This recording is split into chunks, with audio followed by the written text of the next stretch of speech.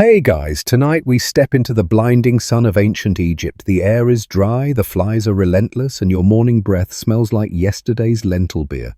You're not royalty, you're not a high priest, you're just you. And frankly, you probably won't survive this. So before you get comfortable, take a moment to like the video and subscribe, but only if you genuinely enjoy what I do here. And if you're listening right now, I'd love for you to drop your location and local time in the comments. It's always amazing seeing where and when you all tune in from. Now dim the lights, maybe turn on a fan for that soft background hum, and let's ease into tonight's journey together. You wake to the sound of livestock braying somewhere nearby. It's not your alarm, it's just your neighbor's goat doing its daily scream. The sun's already up, streaming hot and golden through the open slats in your mud brick home. Your bedding is linen if you're lucky, though more likely it's just a worn mat stuffed with reeds. You slept on the floor and your neck aches in ways that can only be cured by time travel or modern pillows. The air is already warm, soon to be unbearable. You swat a fly from your face and roll off your mat. Dust clings to your skin. Your feet hit the packed earth floor and you stretch, then immediately regret it as your back protests. You slept crooked again. Too bad. Time to get up. There's no coffee, there's no shower, there's just a bucket of water slightly stale for you to splash on your face. No soap, maybe a natron rinse if you're fancy. Your morning ablutions mostly involve rubbing gritty sand out of your eyes while muttering to whatever god oversees personal hygiene. Probably Bez the dwarf deity who protects households and somehow looks like he could bench press a hippo. Breakfast. Don't get excited. It's bread. Always bread. If you're lucky, it's soft. If not, you're gnawing through something that could double as a building material. You might have an onion too. And maybe a date or fig if you haven't already traded that for goat milk. Historians still argue whether ancient Egyptians actually enjoyed their meals or just tolerated them for survival. You chew slowly. The bread crunches, not because it's toasted, because of grit. Every bite carries the subtle crunch of sand courtesy of grinding the grain on stone slabs. Your teeth will wear down over the years, but hey, no one expects you to make it past 40 anyway. You dress in a simple linen kilt, scratchy and bleached by the sun.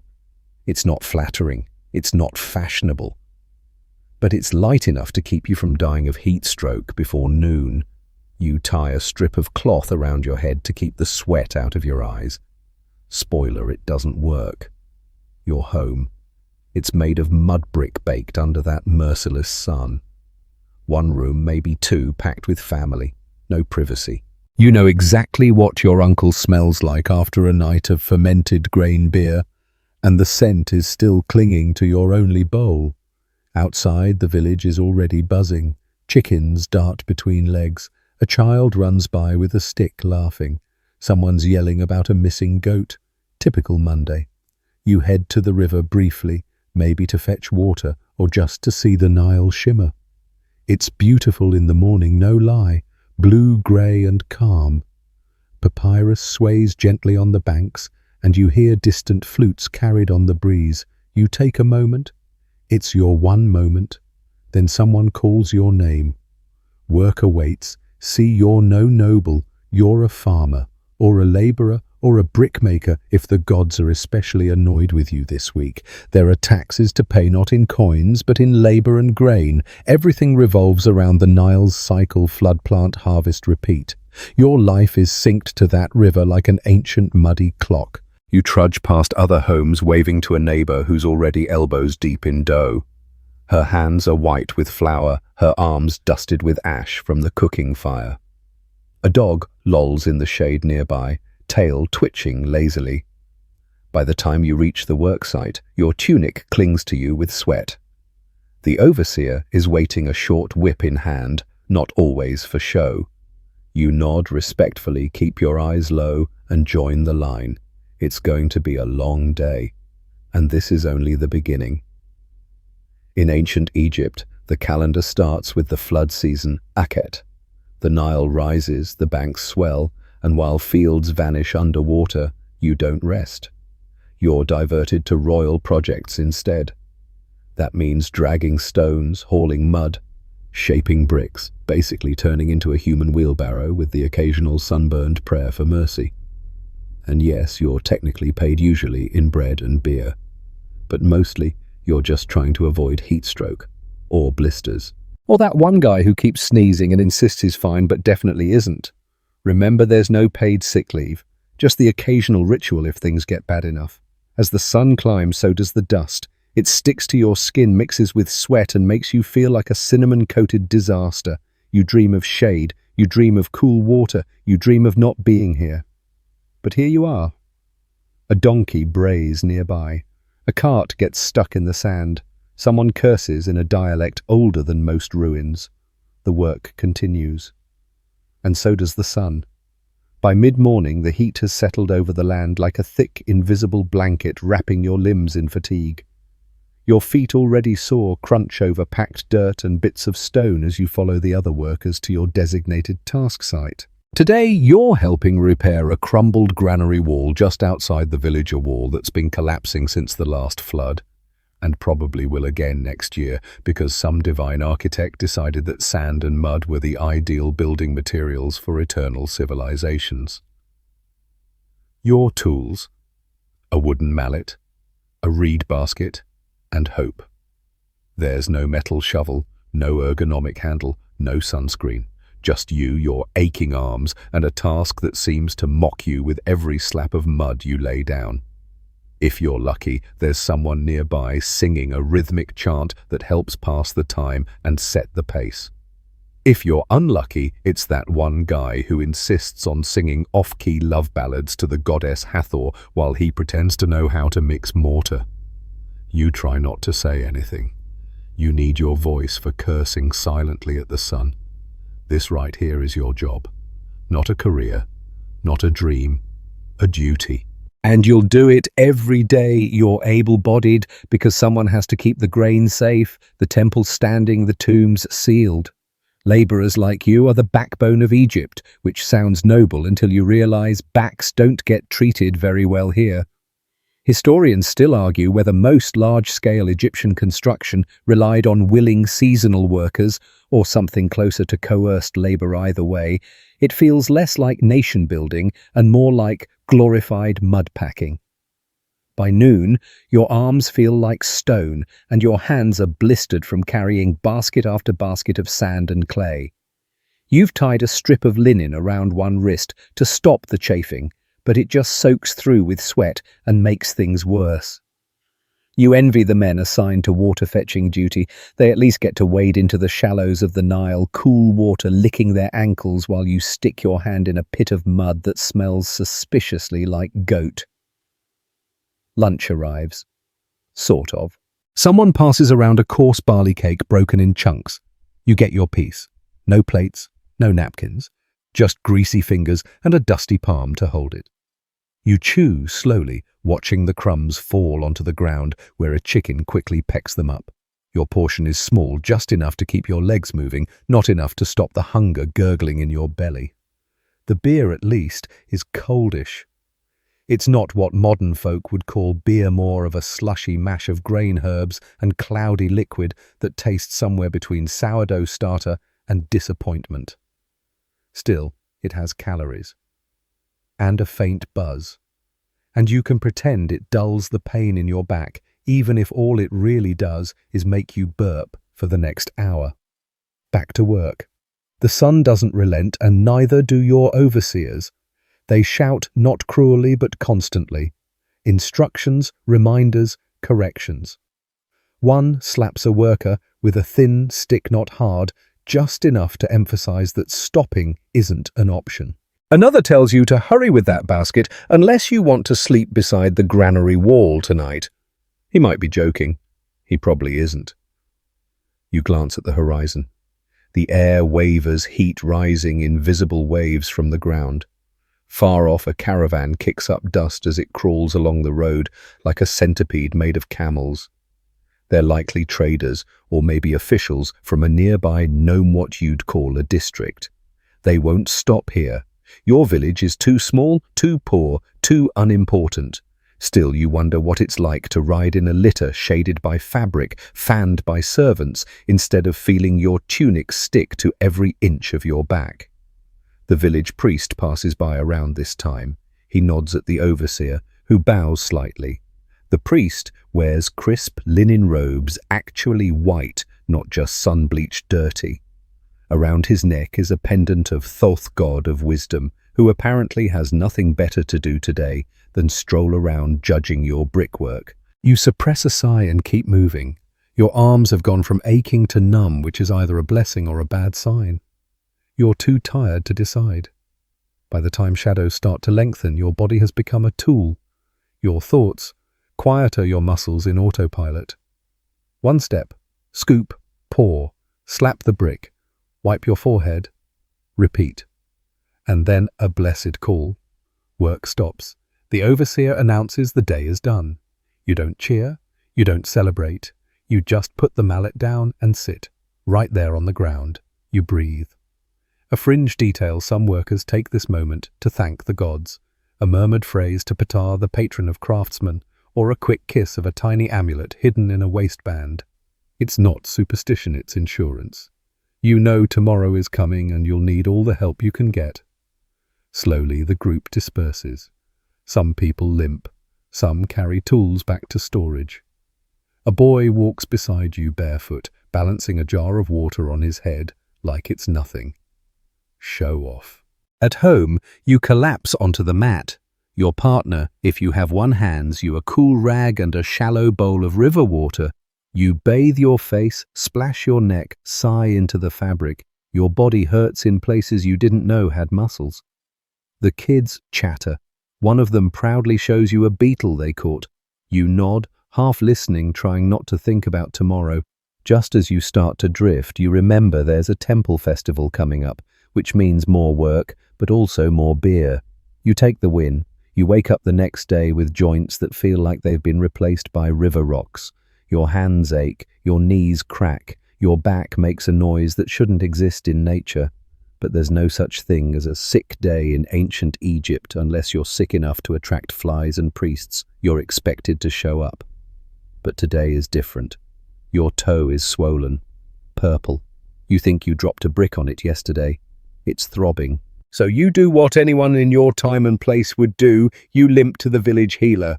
Now, don't expect a soft-spoken doctor with a clipboard and a white coat. Instead, you're greeted by a woman with braided hair, eyes lined with black coal, and a toolkit that includes goose fat, crushed insects, and several types of clay. She's got a papyrus scroll nearby, not for your records, but for referencing medical spells. Egyptian medicine is well creative. They were advanced in some ways. They understood that the body had systems. They knew about the pulse. They could set bones and even perform some surgeries. But they also believed disease could come from demons, evil spirits, or a vengeful deity with a grudge against your family's cow. You show her your toe. She hums, squints, then nods as if she's seen this exact condition caused by a cursed scarab before. She mixes a paste goose-fat honey for the antiseptic, she says wisely, and crocodile dung. Yes, dung. This was real. And it wasn't just some backwoods superstition. It's documented in multiple ancient texts. Crocodile dung was thought to have purifying or protective properties, though modern scholars still gag at the idea. She slathers the mixture onto your toe, muttering a prayer to Sekhmet, the lion-headed goddess of healing and war. She's a fierce one called upon for cures and, paradoxically, for plagues.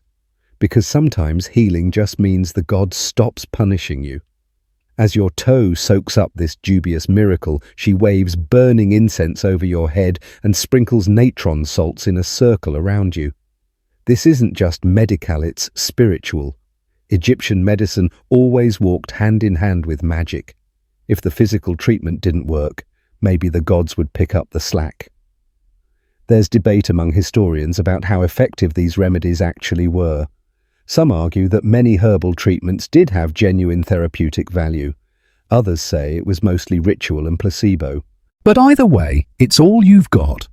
You're sent home limping toe wrapped in linen and still squishy with crocodile goo. At least it doesn't hurt more than before. You spend the afternoon indoors, resting, something you don't get to do often. You pass the time picking lice out of your hair, everyone has them, and swatting flies away from your face. They never stop. Egyptians even worshipped a fly deity at one point, Kepa, but it clearly didn't make them go away. You watch your grandmother crush lotus petals into a paste. She's making a kind of perfume or something close to it. In this heat, smell is important.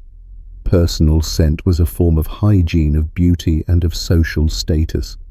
Most people didn't bathe daily, but they did oil their bodies with scented mixtures, both for fragrance and to protect their skin from the harsh sun. If you were wealthy, you might wear a scented wax cone on your head. Yes, a literal wax cone infused with oils which would melt slowly over your hair throughout the day, releasing perfume. Since you're not wealthy, you just rub castor oil behind your ears and hope for the best. Your cousin stops by to show off a fresh tattoo. It's a symbol of the goddess Hathor, protector of love, music, and drunken joy. She's had it inked just above her ankle. Tattoos were common, especially among women, and often served as talismans or marks of devotion, or fashion statements, or all three. Your partner teases you. Maybe if your foot doesn't fall off, you can get one too. You grin, or try to. You're still sweating. That night, as the temperature dips only slightly, you lie on your mat and listen to the buzz of insects outside the wall. The mud brick insulates a little, but the air is thick and still. You wish for wind, or a fan, or just a single moment of cool relief. Instead, you rub your aching toe and pray your healer's mixture doesn't attract jackals. Somewhere outside, someone's playing a simple reed flute. It drifts in through the cracks in your wall, soft and mournful, a lullaby from another hut, or perhaps an offering to a restless god. Your body's tired, but your mind keeps wandering. Will your toe heal? Will the wall stay up? Will you get drafted into some temple ceremony next week that requires wearing a headdress that itches? It's all possible. The Egyptians didn't have the luxury of planning far ahead. Life was fragile. The Nile could bless you or drown your crops. A cough could be nothing or your final illness. The gods could be generous or extremely bored and vengeful. You shift on your mat and try to sleep. Tomorrow you'll probably be back at the granary wall, or the fields, or if your luck holds, the baker's oven, which at least smells better. But for now, you close your eyes, surrounded by the smell of sweat clay, and something that may or may not be fermented dung. You awaken to the sensation of something crawling across your chest. It's not a dream. It's a scarab beetle, shiny and determined, making its slow pilgrimage across your linen tunic, like you're some sort of sacred highway. You flick it away with a grunt rollover and sigh. Another scorcher today. Your foot's slightly better, which is good, because today isn't a Labor Day, it's a beauty day. And no, that doesn't mean lounging in a spa. It means attempting to look decent enough not to offend the gods, your family, or the trader from downriver who's promised to bring you a comb made from bone. Personal grooming is serious business in ancient Egypt, even for the poor. Everyone wore makeup. Not just women, not just nobles. Even the field hands dabbed on a little black eyeliner before heading out, partly because it looked good and partly because it helped block the sun's glare. Historians agree it had antibacterial properties too, so it wasn't all vanity. But still, the morning routine. It's intense. You begin by oiling your skin with a sticky mixture of castor oil and animal fat, maybe goat if it was slaughtered recently. The smell is potent. You rub it in anyway, trying to ignore the fact that it's melting almost immediately under the already rising heat. This layer isn't just to moisturize. It's protection from the dry wind, the sun, and the swarm of biting flies that seem to arrive on cue every day around this time. Next comes the coal. You squat in front of a polished copper mirror-dented warped, and only useful if you want to look like a Picasso painting. Still, it's enough. You carefully dip your reed applicator into a small pot of ground gallinar, greyish-black, lead-based powder and line your eyes. It stings a little. That's normal. Beauty's never been painless, even in 2500 BCE.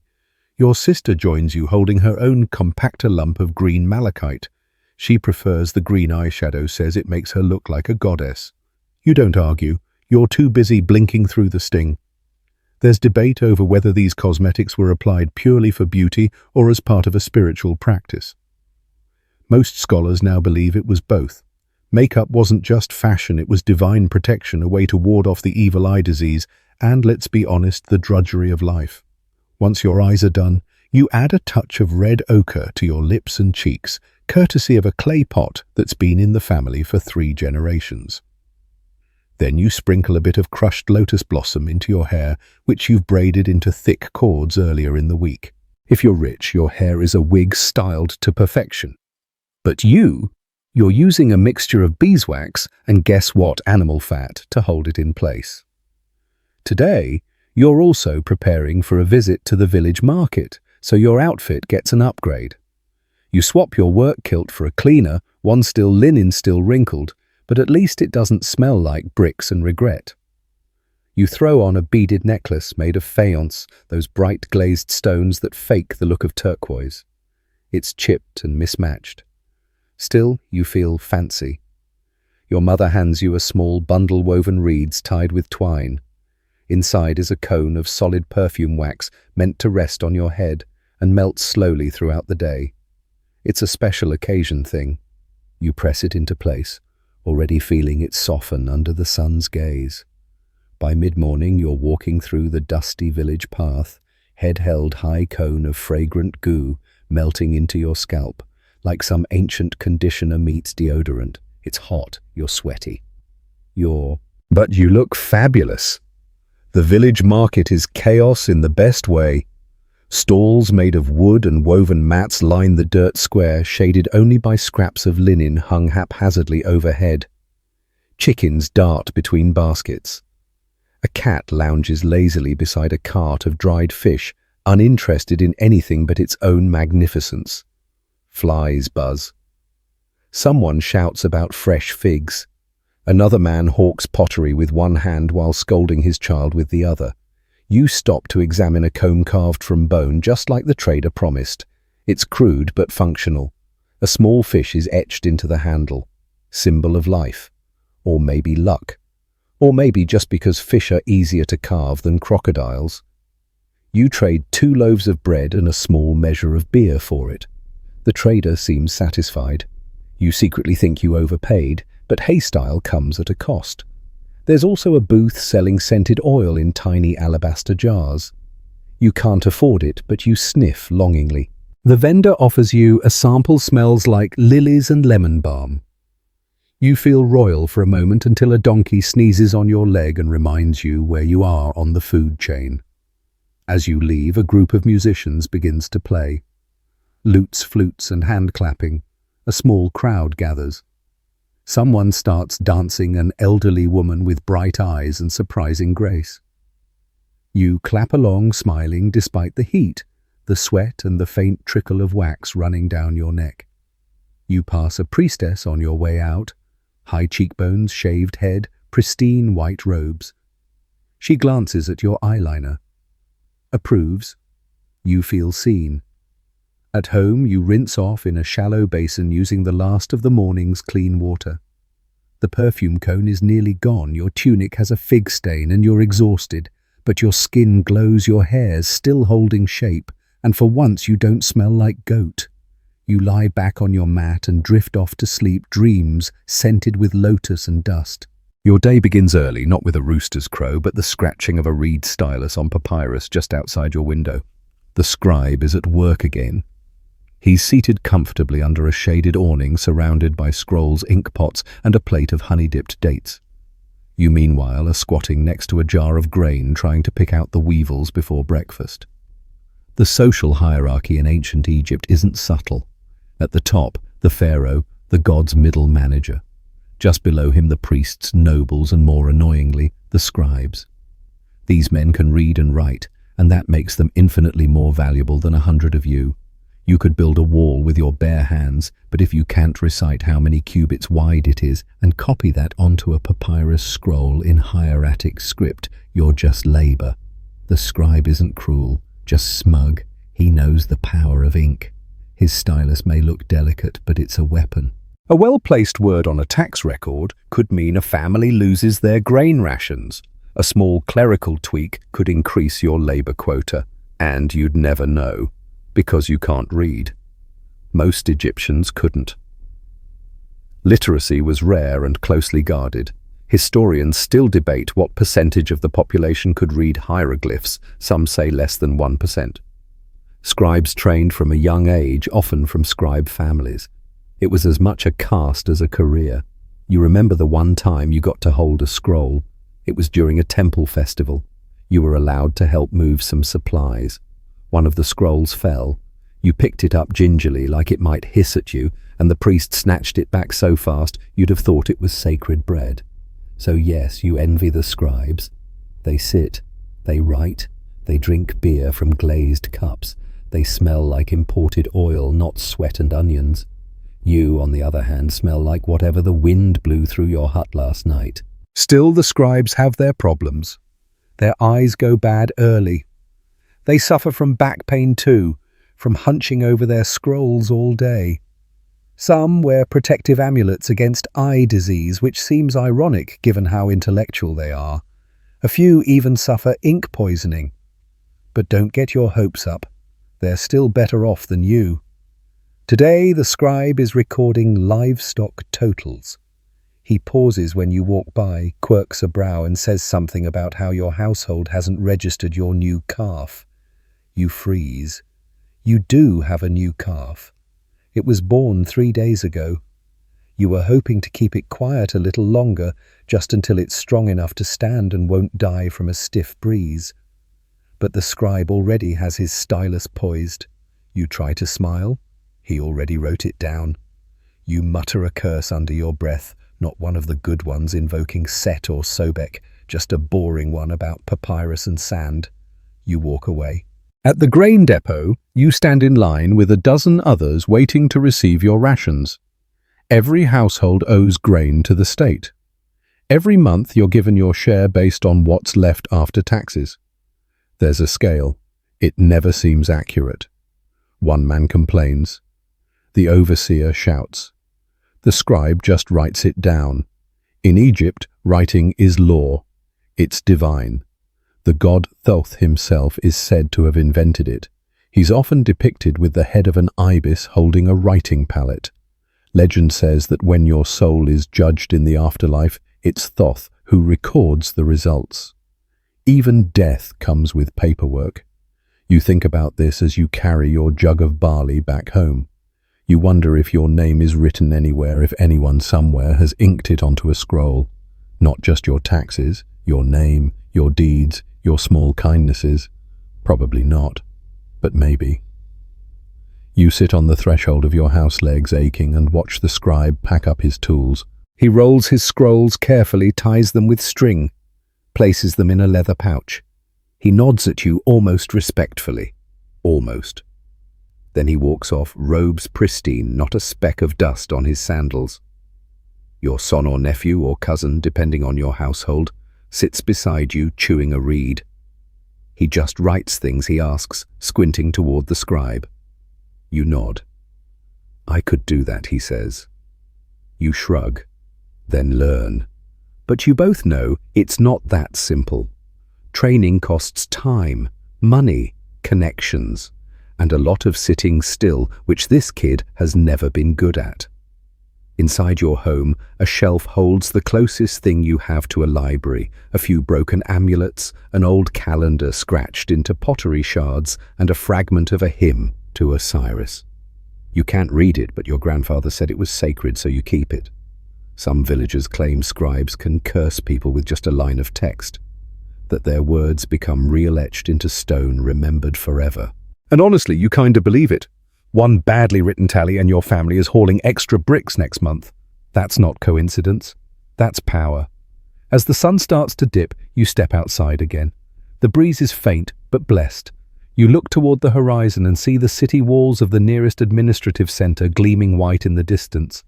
That's where the real scribes work.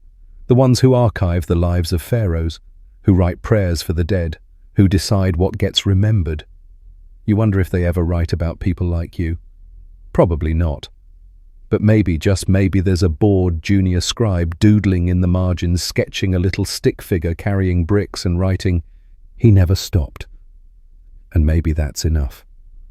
The sun creeps higher, and with it comes the noise, distant drums, low-pitched chanting, and the unmistakable bleating of a goat who's about to be very unlucky.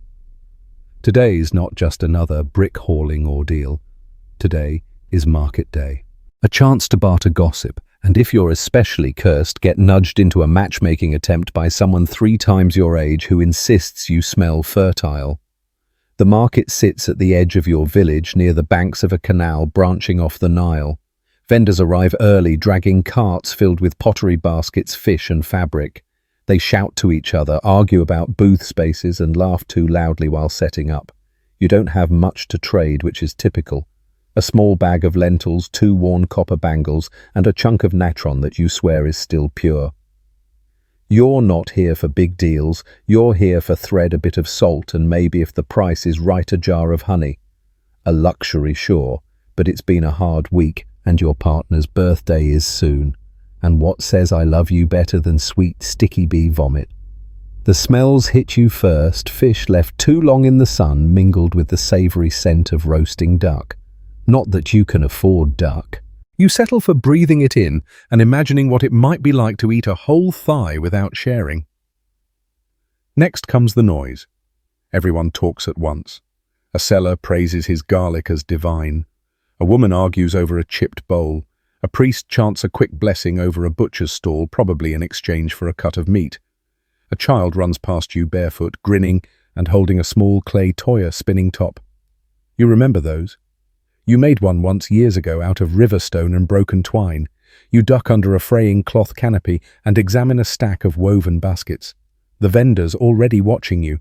You pretend to care deeply about the stitch pattern. Then someone calls your name. Oh no, it's Auntie Nabet. She's ancient, wise, and here to ruin your day. She waddles over, leaning heavily on a polished walking stick. Her jewelry clinks like a wind chime in a sandstorm. She grabs your hand and pats it, all smiles. You brace for impact. "I met a lovely girl today," she says, squinting one eye like she's measuring your soul.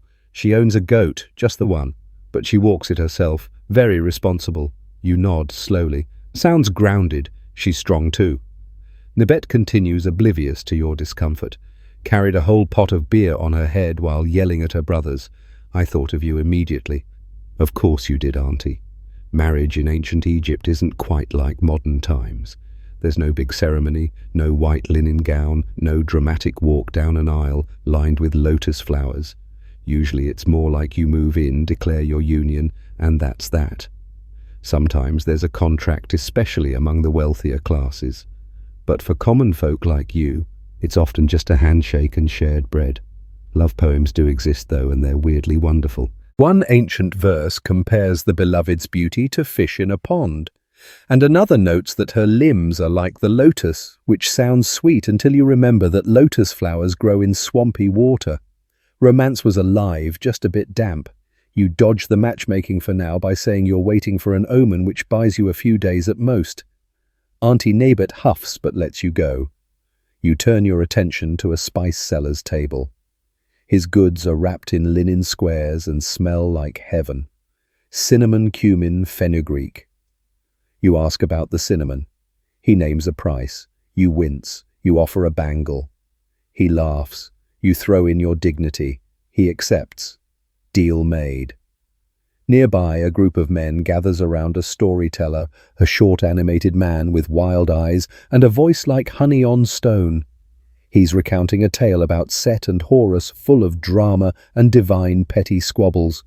You stay just long enough to hear Set try to sneak into a party wearing a fake beard. Ancient myths are wild like that. Historians still argue whether these tales were purely entertainment or coded lessons in political survival. A noble's servant brushes past you carrying an armful of dyed fabric indigo, saffron, turquoise, the colors of wealth. Your tunic, faded to a sad beige, feels extra itchy in comparison. But then again, rich folk can't pick their own onions at the market without scandal, so win some, lose some. You spot the honey vendor. She's old, sun-wrinkled and suspicious of everyone. You approach respectfully, offer your remaining lentils and your best smile. She narrows her eyes. "This honey's real," she says. "None of that fig syrup filth." You nod solemnly. "I'd expect nothing less." She grumbles, takes your trade, and hands you a small jar. It's heavy, sticky at the rim. You cradle it like it's your firstborn. Mission complete. As the sun dips lower, people begin packing up. Chickens are wrangled, pots stacked, a clay vessel shatters. Someone curses. You start heading home, jar in hand, pockets empty, heart strangely full. Because even if today was loud, crowded and full of Auntie Nebbit's meddling, it was your kind of day. The kind with music, with laughter, with honey, and with the comforting hum of everyday chaos. The sky darkens slowly, but the heat still clings like a second skin. You trudge home along the dusty path, honey jar tucked tightly under your arm, dreaming of that first sweet taste. Your sandals flap with each step, barely holding together, and the wind carries the smells of the market back toward the village, onions, spices, sweat, and victory. Dinner time. Now if you're picturing a warm plate of roast lamb with herbs and a side of soft cheese, stop right there. In your world, dinner is a study in texture and expectations, mostly beans, always bread, and beero the beer. Tonight's spread. A bowl of lentils reheated from earlier in the week, some dried radish slices, and of course the daily triangle of coarse barley bread. If you're lucky, the inside's soft. If not, well, it makes a decent building material. Again. Your partner pours the beer. It's thick, cloudy, with floating bits of grain and fermented mash. You sip it like soup, or survival fuel. It's nutritious, surprisingly filling, and not terrible once you stop thinking about it too hard. Most Egyptians drank beer daily, even children had their share. It was safer than water sometimes, and less likely to come with an uninvited parasite. Still, this is no happy hour. You drink because it's routine, not relaxation. You think about how it used to give you a buzz when you were younger. Now it just makes you burp. Across the small room, your eldest cousin breaks off a piece of bread and hands it to your grandmother. She gnaws at it slowly, toothlessly, humming a tune that sounds suspiciously like a lullaby for goats. You take out the honey jar. Everyone perks up. Carefully, ceremoniously, you dip a sliver of bread into the golden syrup and offer it first to your partner. Their face lights up. For a moment you feel like royalty handing over a sacred gift. Then the rest of the family crowds in, and 10 seconds later, half the jar is gone. You knew this would happen. You smile anyway. Because food in ancient Egypt isn't about fine dining. It's about survival, sharing, and celebrating even the smallest win. A handful of garlic cloves, that's flavor. A date, that's dessert. A fig that isn't filled with tiny ants, that's a miracle. One time, a neighbor bragged about eating duck, whole duck, just for their family. You still suspect it was a lie. Outside, you hear a group of men singing. They're passing around jugs of beer and singing off-key praises to Hathor, goddess of joy and intoxication. Shed be flattered, or maybe annoyed. Inside, the children gather around the cooking pot to scrape up the last bits. You remember doing that as a child. You still do it sometimes when no one's looking. Auntie Nebbit pops in uninvited, as she always does. She accepts a cup of beer like she owns the place, sits down, and asks if you've considered her matchmaking suggestion yet. You tell her you're waiting on divine guidance. She grunts and starts talking about her old lovers. You lose your appetite slightly. The conversation turns to temple gossip. Someone says the priests are planning a new statue of Osiris. Someone else whispers that the last one cracked because the stonecutter stole from the temple offering box. Historians still argue whether most temple funding came from honest donations or heavy taxation. You're inclined to believe the latter. Then the topic shifts to omens. A black ibis flew east this morning. A child dreamt of a boat with no oars. Nebet says she saw a two-headed lizard near the grain store. Everyone nods solemnly except your cousin, who mutters something about too much beer. After dinner, you and your partner clean the bowls, just a quick rinse in a shared basin. The water smells faintly of copper and thyme. A luxury, really. Then time for a bit of entertainment. Not a play, not a board game, just simple fun. You grab your worn-out Senate board, the ancient version of strategy mixed with luck and cursing the gods. You set it on the ground and arrange the playing pieces, small carved tokens, smooth from years of use. Your partner grins. They're competitive. Last time they beat you 3 games in a row. You still suspect divine interference. Tonight you win once, lose twice. Declare yourself content. Pretend not to care. Grumble about the dice. Later, as you prepare to sleep, you smear a bit of castor oil on your arms. It keeps your skin from cracking overnight. Your bed is still the same woven mat. You shift, hoping to find a cool patch that isn't soaked in sweat. A cockroach skitters across the ceiling. You point it out. Your partner just shrugs. Let it live. Maybe it'll eat the flies. You lie on your back staring at the thatched roof and listen to the night noises, the distant drumbeat of a ritual, the croak of frogs along the canal, the soft snoring of your uncle. You think about how each meal, each laugh, each honey-smeared bite of bread is its own victory. You think about how weird it is that your worst meal of the week is still better than not eating at all. And then you sleep. You're jolted awake at sunrise, not by a rooster or screaming child this time, but by bells. Temple bells, low and hollow, echoing across the village like the gods themselves just tapped your skull with a bronze ladle. You groan, roll over, and immediately regret it. Your shoulders sore again, probably from yesterday's epic Senate defeat, or just existence. Today is a holy day. That means your schedule's out the window, your plans are cancelled, and everyone suddenly remembers to act more devout than usual.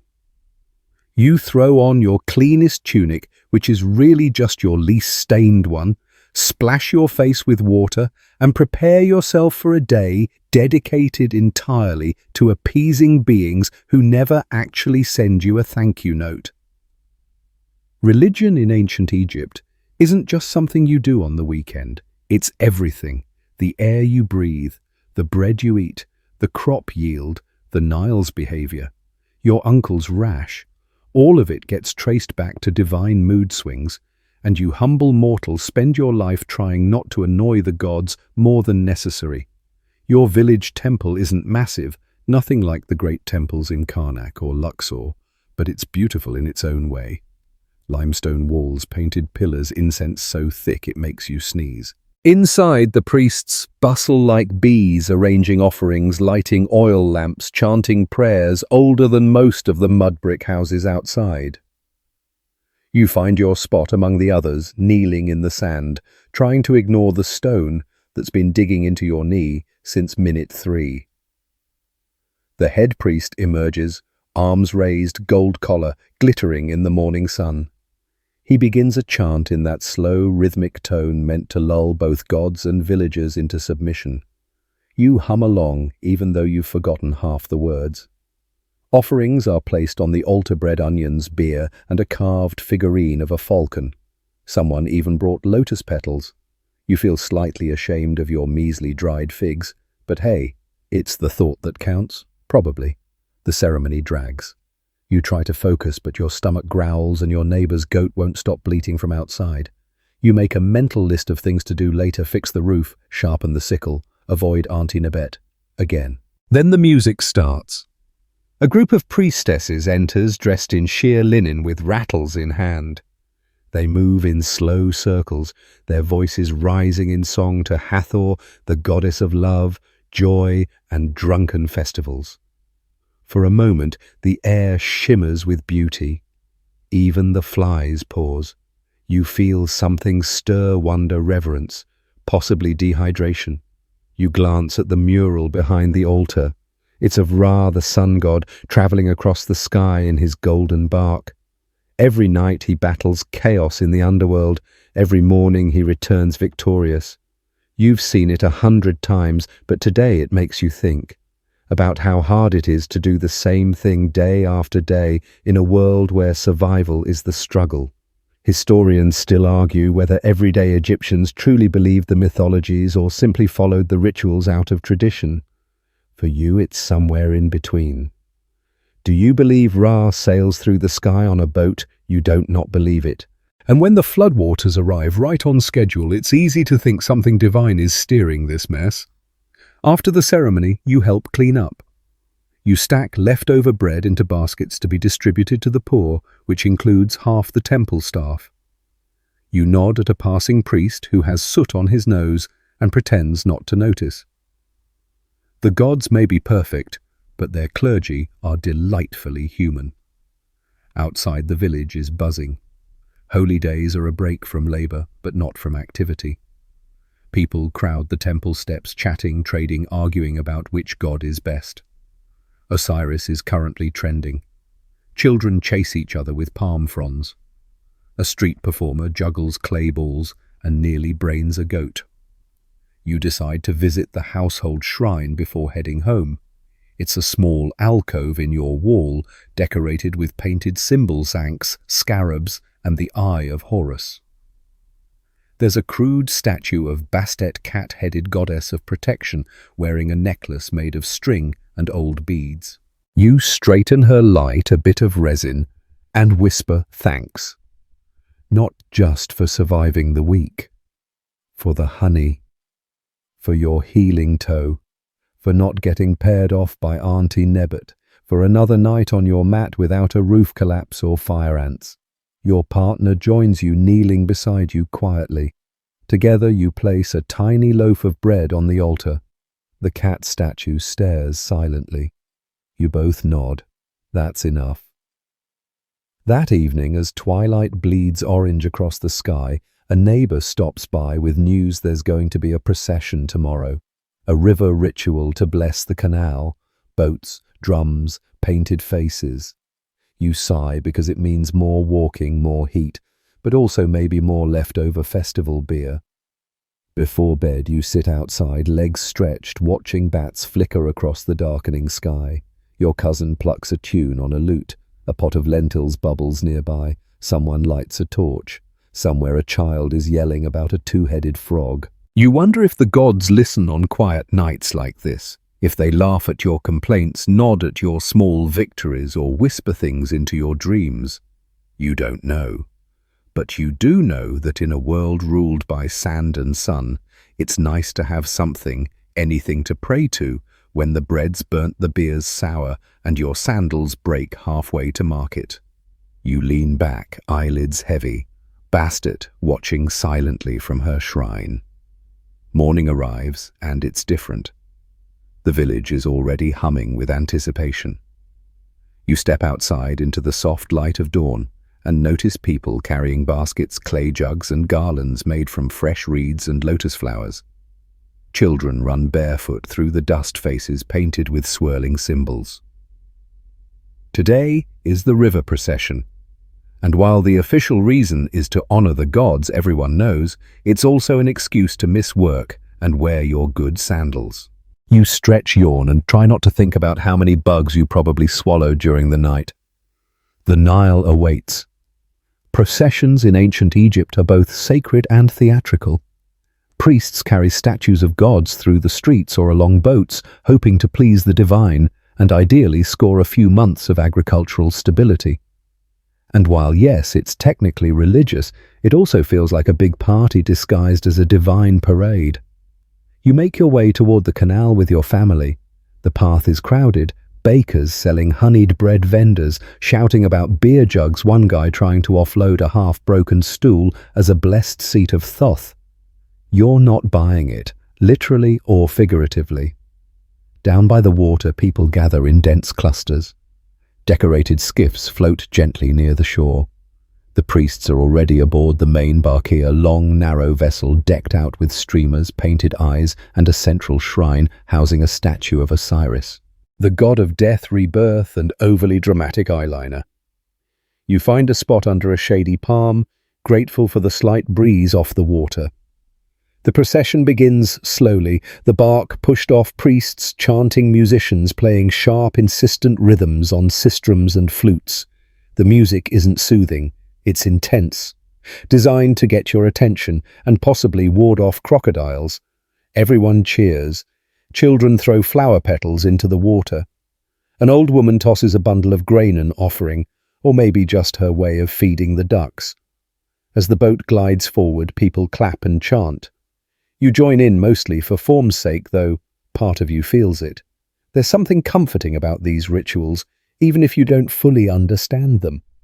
The repetition, the rhythm, the way everyone suddenly seems part of one giant, sweaty, sun-drenched family. Next to you, your partner whispers something about how Osiris probably gets seasick. You snort, then stifle the laugh. A nearby priest glares. You look away and pretend to admire the bark. Once the ritual ends, the real business begins: feasting, games and gossip. And of course, more beer. You're handed a small clay cup filled with a warm, frothy batch brewed by the temple's own brewery. Not bad, considering it tastes like sour bread and river funk. Nearby, a group of girls dances, arms raised, feet stamping rhythmically on the packed earth. A musician plays a harp, its strings plucked with the grace of someone who's definitely played in at least 5 previous lifetimes. You watch, entranced. For a moment, the worries of grain taxes, goat thefts, and Auntie Nebet's matchmaking fade away. You join in a tug-of-war game, lose quickly. Blame the sand. Later, you sit on the riverbank, toes in the water, watching as a boy tries to balance a melon on his head while walking a narrow plank. He fails spectacularly. Everyone cheers. You lean back on your elbows and let your mind drift. There's something peaceful about the river, its constant movement. The soft slap of water against boat hulls, the glint of sunlight dancing across its surface.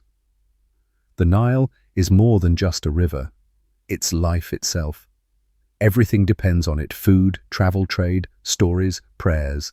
It's both gentle and cruel, blessing you with silt one year and washing away your fields the next. Historians still argue whether the Nile was more revered for its practical use or worshipped as a sacred deity. But for you, it's both. You've seen it dry to a trickle and rise like a sleeping god, stretching after a long nap. You've cursed it, praised it, and sometimes you just sit quietly and let it speak. As the sun begins to dip, people start packing up. Offerings are collected, boats tied. Someone sings a closing hymn. Another louder voice yells about a missing sandal, possibly divine retribution, possibly just bad luck. You gather your things. You're tired, slightly sunburned, and probably developing a blister from the borrowed sandals you insisted were fine. Walking back to the village, you pass groups of sleepy children, priests still chanting quietly, and one drunk man loudly arguing with a palm tree. You nod at him. He nods back. Fair. Back home, your shrine smells faintly of lotus and old incense. You light a single oil lamp, just enough to cast shadows on the wall. You don't pray out loud tonight, just a silent thank you. Thank you for full cups, for laughter, for quiet water. You sit in the doorway, cup in hand, watching the last streaks of orange vanish behind the dunes. And in the hush that follows a long day of gods and crowds, you find something sacred, something more than myth, more than ritual. You find peace. You wake up the next morning to something strange: silence. No goats bleating, no children screaming, no one yelling about missing bread. Just the soft rustle of palm fronds outside and the distant splash of water. It's unsettling. You step outside, blinking against the light and realize it's because everyone's facing the same direction toward the road. Something is happening. Then you see it, a glimpse of gold, a shimmer of linen, a slow-moving procession unlike anything your village usually witnesses. It's not a god this time, it's the pharaoh's tax caravan passing through on its way to an estate upriver. And that means guards, scribes, donkeys, servants, litter-bearers, and a chance to see how the 1% lives. Everyone stands a little straighter. You wipe your hands on your tunic and try to look alert, not like you just rolled out of your bed mat. And then the royal litter appears. It's ridiculous in the most impressive way possible. Carved wood, inlaid with ivory, draped in linen, and shaded with a canopy so white you squint just looking at it. Inside sits a figure cloaked in layers of gold turquoise and authority. Not the pharaoh himself, probably a cousin or a vizier, but still high enough to make you feel like a grain of sand in a giant temple mosaic. You bow. Not because you love the guy, because you like keeping your head attached to your neck. The entourage slows. A guard barks something. A boy drops a jug. You freeze. Then miraculously the guard laughs. Not cruelly, just amused. The boy's allowed to run off and no one gets whipped. You exhale. Maybe this one's a kind pharaoh. After they pass, the village erupts. People chatter, reenact the moment, debate whether it was really someone royal or just a priest with a good tailor. You quietly return home, trying not to step on the palm leaf someone tossed in front of the caravan like it might bless their sandals. Inside, you're still buzzing. Not because you were honored, because you weren't. In ancient Egypt, being pharaoh wasn't just about power. It was divine. The pharaoh was considered a literal god on earth, Horus in human form. Everything revolved around him. Your taxes his, your labor for him, your prayers funneled through his favor. You exist in a world shaped by a man you'll never meet, whose image is carved into temples you'll never visit. Historians still argue whether the people truly believed the pharaoh was divine or just played along for survival. But you're not sure it matters. When someone's face is etched into every public wall and your village calendar is based on how long they've ruled, belief starts to look a lot like muscle memory. Later that day, you wander past a traveling merchant who joined the tail end of the caravan. He's unloading trinkets, miniature statues, ivory combs, rare herbs wrapped in cloth. You pause at a tiny figurine of the pharaoh seated on a throne looking stern and thoughtful. You pick it up. It's heavier than it looks. The merchant grins. One of a kind, he says. You raise an eyebrow. You just sold one of these to the baker's son. Ah, he replies smoothly. That was the prototype. You don't buy it, either the story or the statue, but you set it down gently and move on. You pass by the schoolhouse. Well, schoolhouse is generous.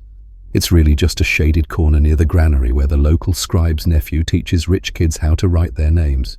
You linger. Listen. Today's lesson is about royal titulary, the official 5 names every pharaoh takes to show their divine nature, family lineage, and general sense of superiority. You can't follow it all, but you do catch something about Lord of the Two Lands and he whose arm is stronger than all others. You snort. You've seen your cousin's biceps. He might disagree. Back home, your partner's sewing a tear in your tunic. They pause when you walk in. See the pharaoh, they ask. You shake your head. Just his shiny cousin. Probably smells like cinnamon and owns his own bathtub. They laugh. Must be nice. You sit together in the doorway, sharing a slightly overripe fig, and talk about the litter, about the horses, about the possibility that one day, if you saved enough, if you traded wisely, if the gods were bored enough to help, maybe you could ride a donkey cart that had shade. Even dreaming small feels luxurious. That night, as the village settles down, you spot your neighbor carving something into a bit of wood. It's the pharaoh's face or his idea of it. Probably inaccurate. The nose is enormous. Art, he says with a shrug. Might trade it for a chicken. You nod. Art's art. Royal noses are negotiable. You lie in bed, eyes on the ceiling, thinking about power, how it looks, how it travels past your village like a breeze that doesn't stop to cool you off. And yet here you are, still waking, still working, still eating gritty bread and playing senet by firelight. You may not be royalty, but you're still writing your own story, even if it's just on clay shards and half-remembered jokes, and that has to count for something. The next morning you wake up with sand in your mouth, not metaphorically, literally. You sit up coughing and spit out a grain or two, trying to remember whether you fell asleep face first in the courtyard again. You did. Fantastic. Your partner hands you a cup of water without comment. They've stopped asking. No matter how carefully you sweep your home, how tightly you tie your storage jars, or how often you shake out your tunic, the sand always wins. It gets into your eyes, your bedding, your ear canal, your food, especially your food. You've bitten into dates and gotten a crunch that did not come from seeds. You've ground your teeth down on barley loaves that were basically desert bricks. And you've stopped trying to scrub the bottom of your feet because honestly, what's the point? Egypt is glorious. Yes, but also one giant sand trap with delusions of grandeur. You step outside, stretch, and immediately regret it as a hot gust of wind flings a fresh helping of sand right into your face. You squint into the rising sun, now filtered through a haze of airborne grit. A sandstorm is brewing, not a monster, just one of those nuisance ones that blows through for a few hours and ruins laundry visibility and your mood. Your neighbor is already tying linen around her head like a makeshift mask.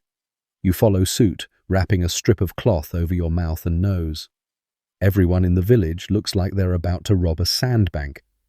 Your job today is simple: gather thatch for roof repairs, which means walking. A lot of walking. You set off down the path that leads toward the marshy edges of the canal. The reeds are taller there, stronger.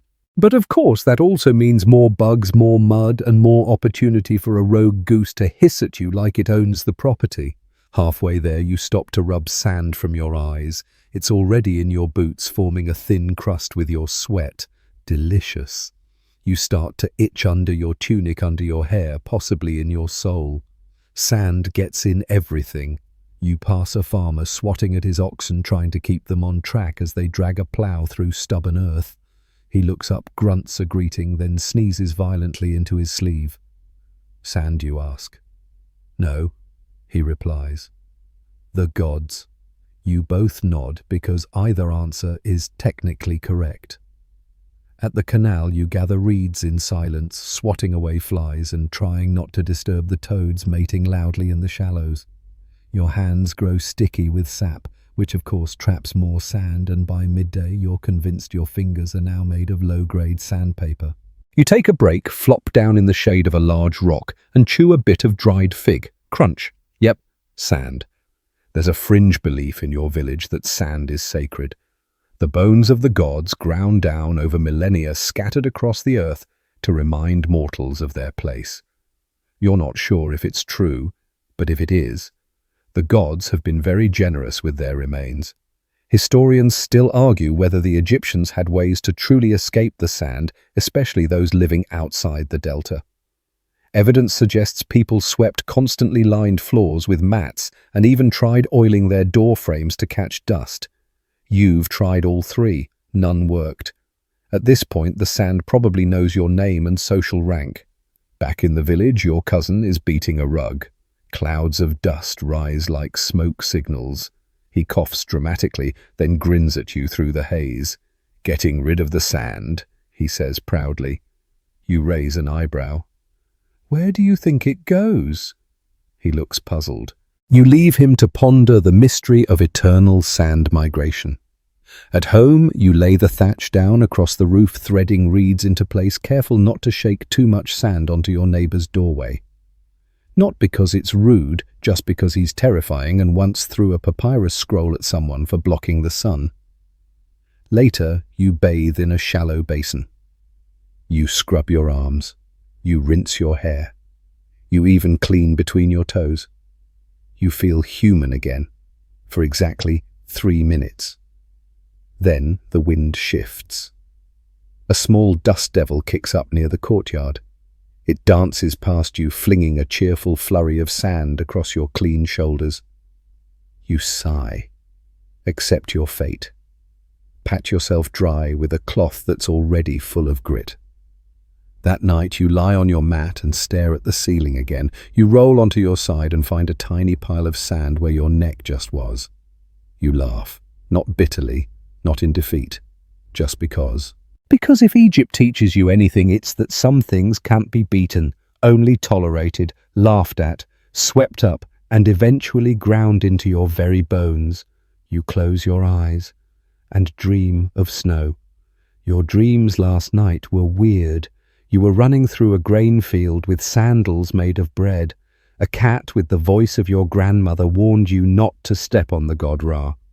And someone, probably your cousin, was chasing you with a giant jar of lentils. You wake up confused, sweaty, and somehow hungrier than when you went to bed. Outside, the village is already awake. But today, there's something in the air besides dust. It's not just another work day. It's a romantic day.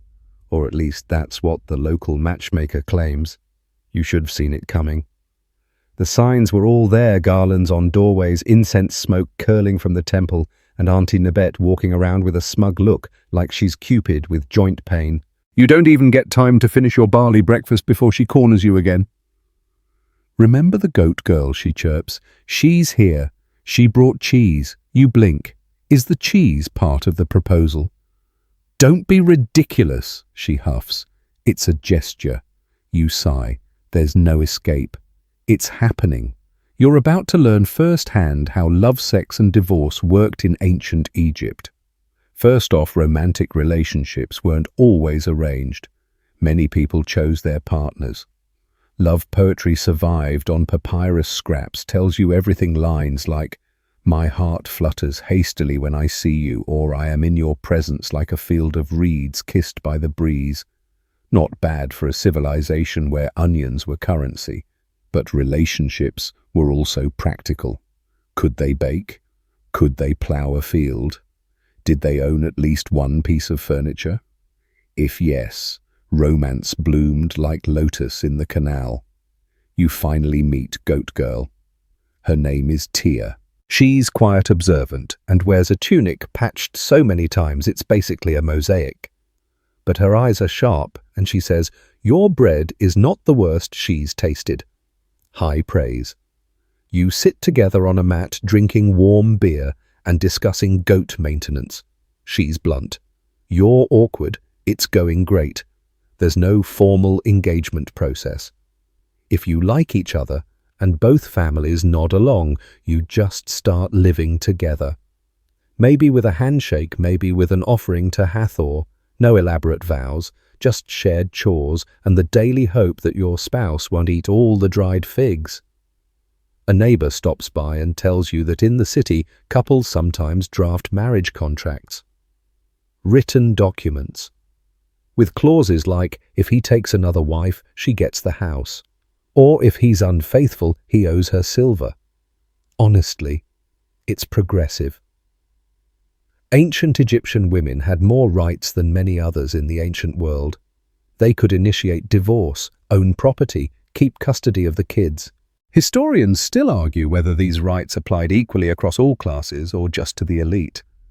But even in villages like yours, you've seen women run households, trade goods, and tell lazy husbands where to shove their amulets. You and Tia walk through the market together. It's awkward at first, but then she points out a woman haggling so aggressively over garlic that 2 vendors fled and you both laugh. Just like that, something shifts. Not dramatically, just gently, like the Nile changing course after a long season. By midday, you've offered her half your fig ration. That's basically a declaration of love. Later, she helps you repair a basket. You get a splinter, she pulls it out. It's all very romantic in a domestic, itchy kind of way. Back home, you show her your shrine. She nods approvingly at your Bastet statue. "I like cats," she says. You nod. "Me too. It's a start." That evening, as everyone gathers near the fire pit for music and gossip, you two sit close, sharing a clay cup of beer. The village gossips, including Auntie Nebbit, pretend not to notice while watching you like hawks.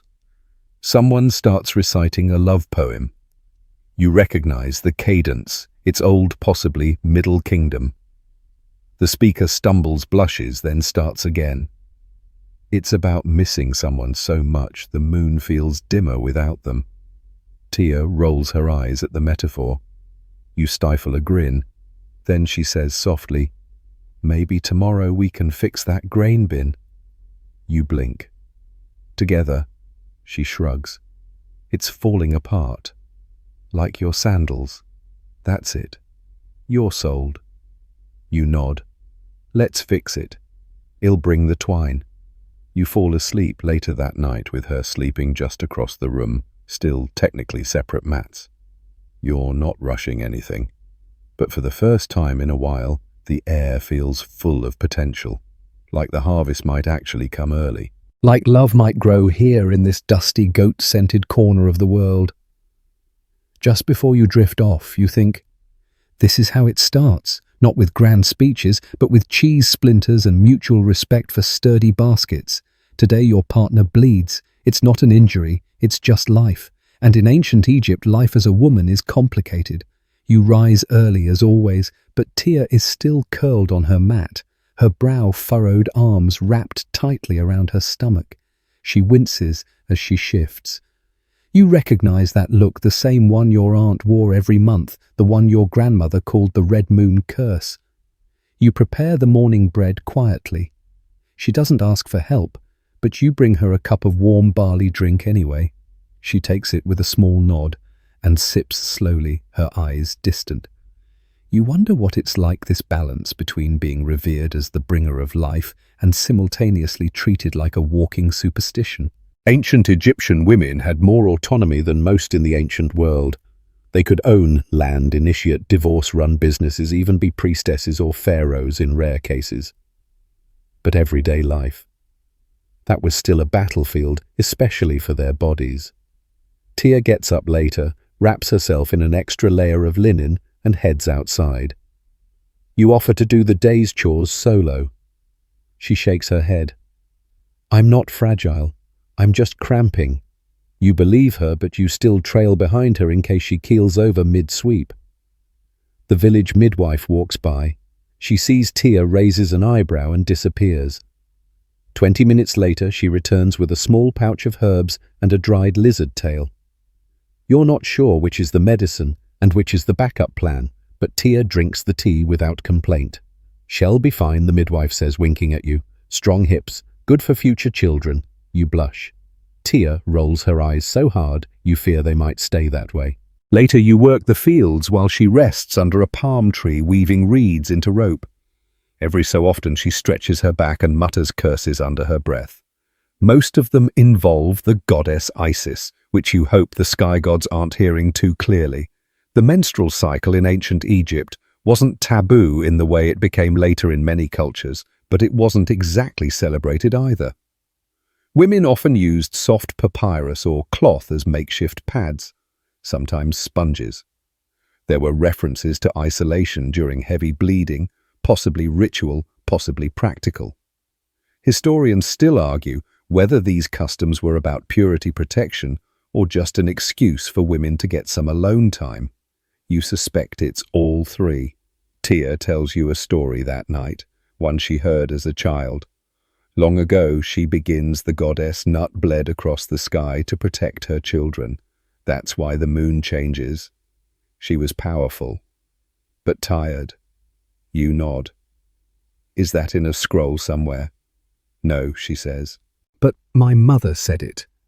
And she was smarter than most scrolls. That night, you both lie on your mats in comfortable silence. Then, as you're about to fall asleep, she whispers, "If I become pregnant one day, don't name the baby after a god. It's too much pressure." You chuckle. What about Nebbit? She throws a sandal at you. The next morning, she's already up cooking flatbread, like nothing happened. Strong, yes, but not unbreakable. And you remind yourself that she, like every woman you've known, does all this while bleeding, sweating, and pretending not to be exhausted. Your cousin pops in complaining about his sore knee. Tia offers him the last of the lizard tea. He recoils. She shrugs. More for me. You both laugh. A private moment. A quiet truth. Being a woman here means weaving strength into every action, knowing how to patch a roof and soothe a fever, knowing when to argue and when to wait, knowing when to lead the prayer and when to leave the room. It's knowing that the blood you lose each month doesn't make you less, but makes you more. A cycle of endings and beginnings, of loss and renewal, of carrying burdens seen and unseen. And if there's any fairness in the afterlife, the gods will remember every step, every stitch, every moment endured in silence. You place a flower in Bastet's shrine that night, not for luck, not for prayer, for her. Because if anyone deserves to be remembered, it's the one who bleeds and still rises. A shadow passes over the village. Not a cloud, those are rare luxuries. This shadow is heavier, metal-tipped, and stomps in formation. The army has arrived. You hear them before you see them. The sharp thud of sandals hitting packed earth, the clank of bronze weapons, the barking of orders in clipped formal tones. A detachment of soldiers is passing through en route to the border, and with them comes a whispered word that prickles your spine. Draft. Military service in ancient Egypt is complicated. Sometimes it's a punishment, sometimes it's a promotion, and sometimes it's just your turn. You stand at the edge of the village watching as men in leather kilts and polished chest plates march by shields slung across their backs. Their faces are sunburned and serious. One has a missing tooth. Another has a scar that snakes across his jaw like it was etched by a stylus. The officer speaks with the village scribe. They nod toward the gathered crowd toward you. You step back slightly, trying not to make eye contact. But it's too late. Your name is called. Tia grips your arm. You feel your heartbeat in your ears. It's not a full conscription, just a levy. A few young men to help ferry supplies and reinforce the garrison near the Sinai. It might be a week, or a month, or longer if the gods are bored. You pack quickly, there's no ceremony. Just a nod from your uncle, a shoulder clap from your cousin, and a silent, hollow look from Tia. The officer tosses you a spear. It's bronze blunt at the tip and heavier than it looks. You nearly drop it. A few soldiers chuckle. You try not to look embarrassed. You fail. The journey begins. You march alongside men from other villages. Most are quiet. Some hum songs. One talks constantly about onions and their supposed healing powers. You start to hate onions. By nightfall, you reach the edge of a small fort. It's nothing like the grandeur of temple walls. Just mud-brick splinters and smoke. You're handed a mat and told to sleep wherever your shadow lands. The next morning, training begins. It's not glamorous. You're taught to thrust with the spear, not swing it, to hold your shield at an angle, not flat, to march until your legs scream, then march some more. Your sandals blister, your hands callous, your patience wears thin. But something strange happens. You improve. Slowly, awkwardly, you begin to understand the rhythm of the unit. How to move as one. How to trust that the man beside you won't run when arrows fall. How to keep breathing when everything in your body is telling you to drop your weapon and hide behind a palm tree. One night, an older soldier shares a secret stash of dates. Another shows you how to wrap linen around your chest to stop it from chafing under the armor. You begin to laugh again. Not because things are easy, but because you've stopped waiting for ease. Historians still argue whether the army was a route to social mobility or just a meat grinder with better sandals. But out here on the edge of the desert, the lines blur. You're not just a farmer anymore. You're not just a name on a scribe's scroll. You're part of something bigger. One day word arrives a skirmish near the border. You're not sent into the fight, just stationed on lookout duty. Still, it's enough to make your gut twist. You climb the watchtower and scan the horizon. Nothing. But the waiting is a battle of its own. The officer, seeing your nerves, mutters, "First time's always the worst." Then it's just routine. You're not comforted. Eventually the danger passes. No invasion, no bloodshed. Just dust and fear. You're sent back home 2 weeks later, leaner, tougher, and smelling like a combination of sweat and old bronze. Tia meets you at the edge of the village. She says nothing. Just hands you a cup of beer and walks beside you in silence. That night you sit by the fire. Your spear leans against the wall. It's yours to keep now. Not because you earned glory, but because you survived. You realize something as you stare into the flames. You're not the same person who left. And the village somehow feels smaller, quieter, simpler. You're grateful for it. But you also wonder how many times you'll be called again. And if one day you'll walk off into the horizon and not return. The days pass. The heat lingers. You've returned to your old routine. Bricks, baskets, barley beer. But something feels different. The weight of the spear now resting by your doorway is subtle, yet ever present. Like the Nile's current, it moves beneath the surface of things. You're stronger now. Or maybe just more aware of how fragile everything is. Tia notices it too. She watches you more carefully when you lift heavy loads, when you stare too long at the horizon, when your fingers twitch at the sound of raised voices. She doesn't say anything.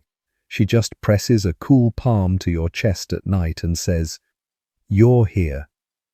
That's enough. But in Egypt, even being here doesn't always mean you're safe. This week, a funeral procession passes through the village. A modest, no golden masks or pyramids, just a painted coffin on a wooden bier carried by neighbors who try not to let their arms tremble.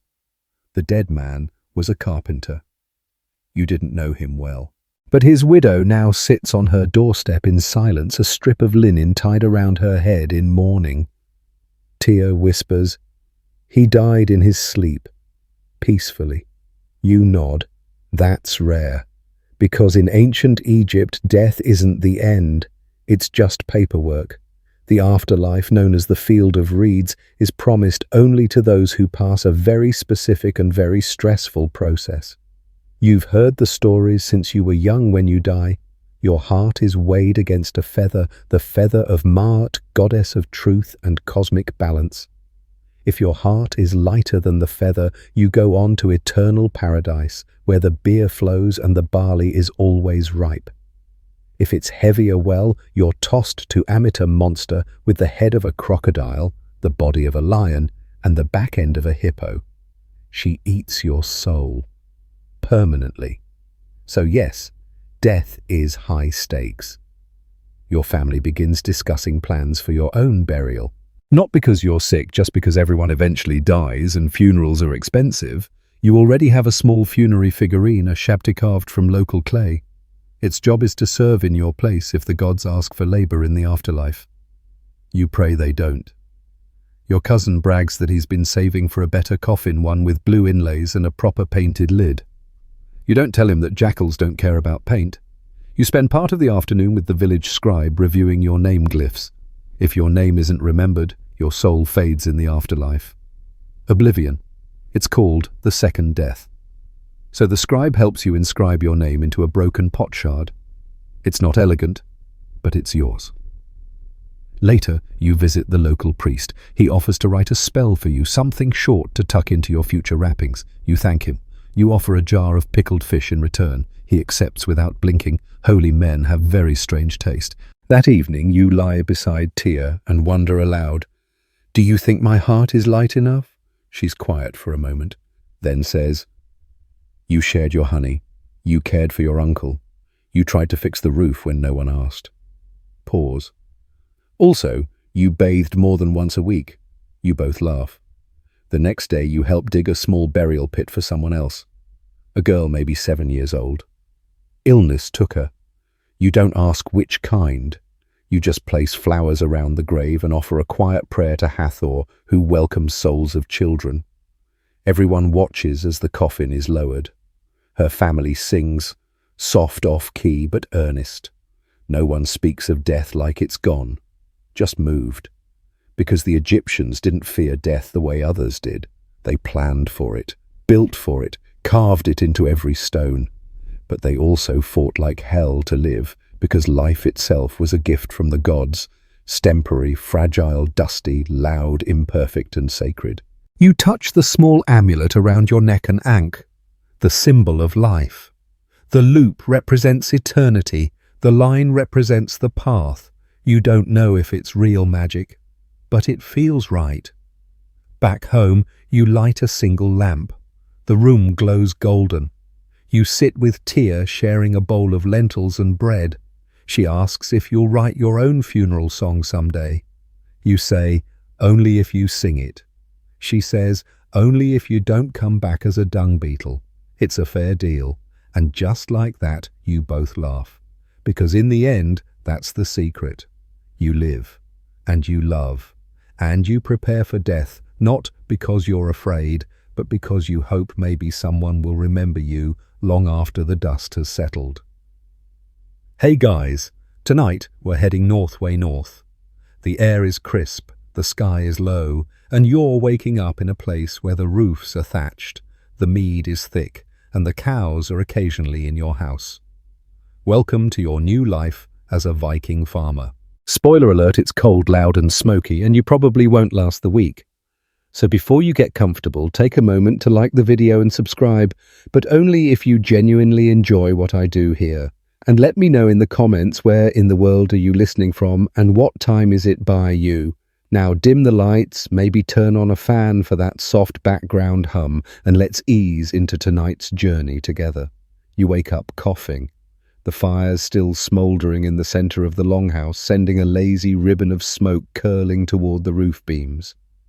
Problem is, there's no chimney, just a smoke hole that might be open, might not. Your eyes water, your throat's dry, and everything smells like roasted goat and damp wool.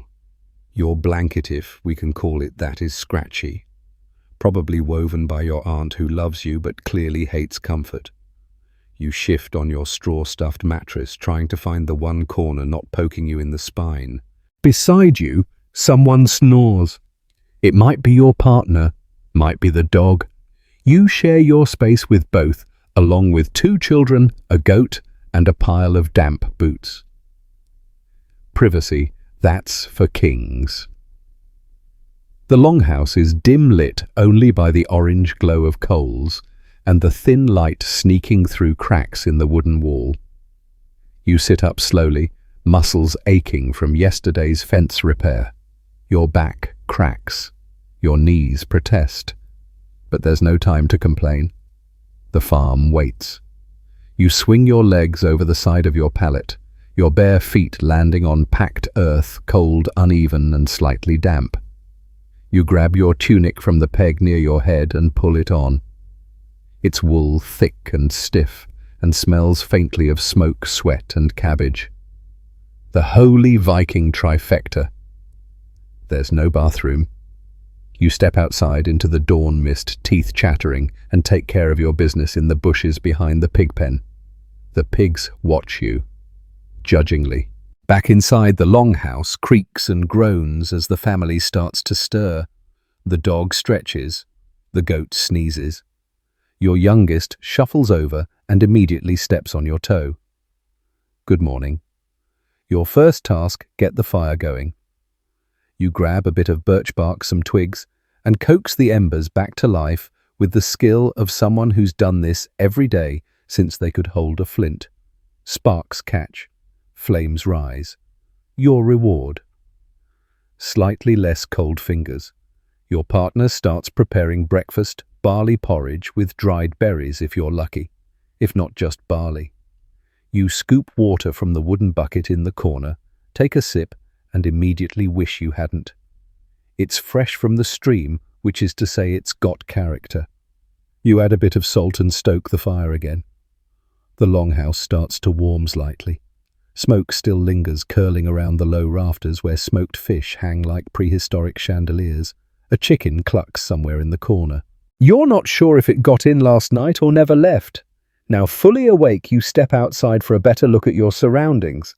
The farm is humble wooden fencing, a small pasture, a tiny vegetable patch that's mostly mud this time of year. A few chickens strut about like they own the place. One of them probably does. The air smells of wet earth, pine and manure. Its chilly or breath puffs in little clouds. The fjord glimmers in the distance, mist rolling across the water like it's trying to keep secrets. Somewhere a raven calls. You glance up. It might be a sign from Odin, or just a hungry bird. You grab the axe and start chopping kindling. It's a rhythm now lift swing crack. Your arms are sore, but you don't stop. Heat comes from the fire, yes, but mostly from the labor it takes to make it. Historians still argue whether Viking farms were self-sufficient or relied heavily on trade. For you, it doesn't matter. You grow what you can. You trade what you can't. And sometimes you just do without. Back inside, breakfast is ready. The porridge is hot, thick, and vaguely resembles glue. But it's warm. You eat it with a carved wooden spoon that still has a nick from that time your cousin used it to chase a squirrel out of the house. A cup of mead is passed around, lightly fermented sweet, and surprisingly refreshing. You drink it not to feel fancy, but because water's never quite safe and tea hasn't been invented here yet. After breakfast, you sit on the stool near the fire and lace up your boots, leather fur-lined and permanently damp. You're still tired, always tired, but the animals need feeding, the fences need mending, the gods need placating, and so you rise. Outside, a low mist hugs the ground. The sheep are already bleating. A neighbor waves from across the field, raising a bucket in greeting. You wave back and trudge forward into another hard, cold, beautiful day in the Viking Age. You step into the barn and the smell hits you like a troll's backhand. It's a swirling mix of hay-wet fur manure and something vaguely sour that you've stopped trying to identify. The goats bleat in protest at your lateness, though it's barely past sunrise. Chickens cluck like gossipy villagers. The cow, your only cow, snorts at you from her pen, judging silently. Again. First things first, you feed the living. You grab a wooden pitchfork and start tossing hay into the pens. The goats jostle each other, chewing as if they've never eaten before. One of them, Inga, the bold one, nips your sleeve and tries to make off with your glove. You retrieve it after a brief, undignified wrestling match. She stares at you unimpressed. Next up, milking. You sit on a low stool beside the goat and set a clay bowl beneath her. In theory, this should be a peaceful, rhythmic task. In practice, it's slippery. She shifts constantly, flicks her tail in your face, and occasionally steps in the bowl for fun. Still, you manage to get enough milk to add to the breakfast porridge, and maybe some butter later if the churn doesn't crack again. A goose waddles in, head held high like it's royalty. It hisses at you. You hiss back. The goose wins. You check on the chickens, collect a few eggs still warm. One's cracked already, which you'll still eat, but maybe with a short prayer first. Then comes the fire. Back in the longhouse, the hearth is down to coals again. You add more wood and blow gently until it catches. The fire is the center of your home. It cooks your meals, keeps out the cold, and more importantly, keeps the damp from sinking into your bones. You wrap your cloak tighter around your shoulders and glance at the wall where herbs hang, drying sage yarrow and angelica. Your partner hands you a hunk of coarse bread still warm. It's dense, chewy, and flecked with bits of grain. A smear of goat butter makes it feel luxurious. You eat standing up because the bench is still damp from yesterday's rain, and your cousin forgot to patch the hole in the roof again. Tia's your partner's name is still Tia in this life, hands you a wooden cup of warm goat milk mixed with a hint of honey. Drink, she says, before it cools and tastes like a wet wool sock again. You drink. It still tastes like a sock, but you smile anyway. Viking farms are built for efficiency, not comfort. The longhouse is home, barn, kitchen, and social hub all in one. There's no division between work and rest, just different kinds of exhaustion. Historians still debate whether Viking farmers saw themselves more as warriors waiting for glory or simply survivors living off the land.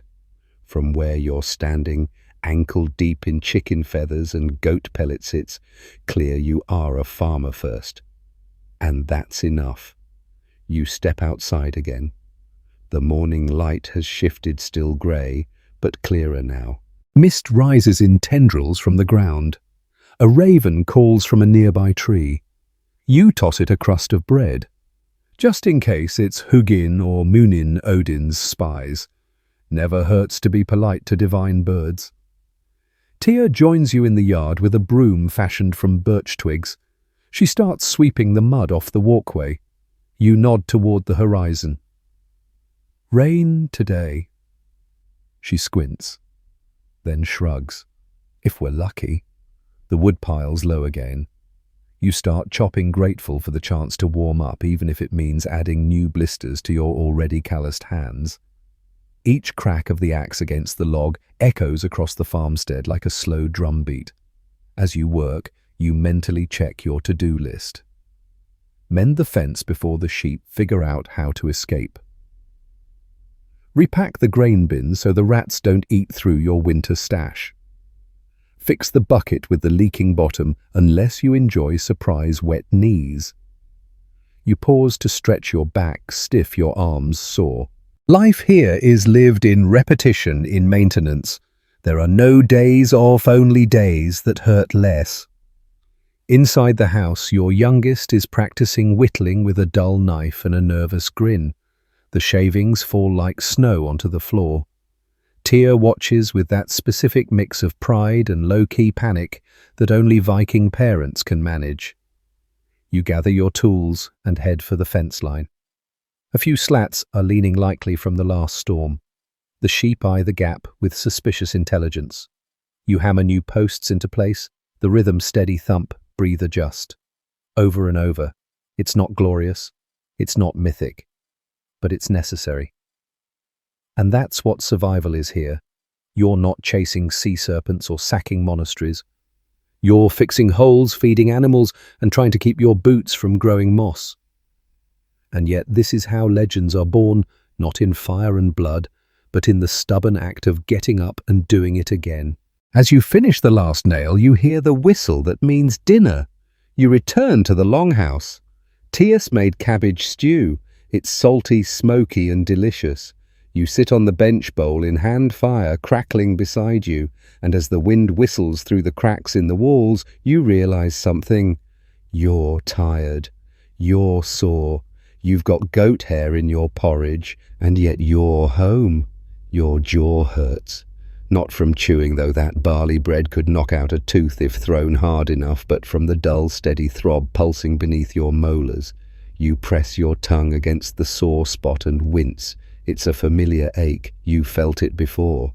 Last time it lasted 6 days and ended with you yanking the offending tooth out with a wooden spoon and a lot of mead. This time you're hoping it won't come to that. Toothaches are the Viking farmer's curse. There's no toothbrush, no dentist, and no minty floss. You clean your teeth with a twig, maybe some charcoal. Your diet doesn't help. Lots of grains, occasional meat, dried fruit, and always that nagging little crunch of grit from the grindstone. Your enamel has been worn down to a suggestion. You dig through the leather pouch by the hearth. Inside a few herbal remedies, dried juniper berries, crushed sage, a bit of moss, and a sliver of resin. You take a pinch of the moss and chew it soft, damp, earthy. It doesn't fix anything, but it tastes like you're trying. Tia watches from the fire pit.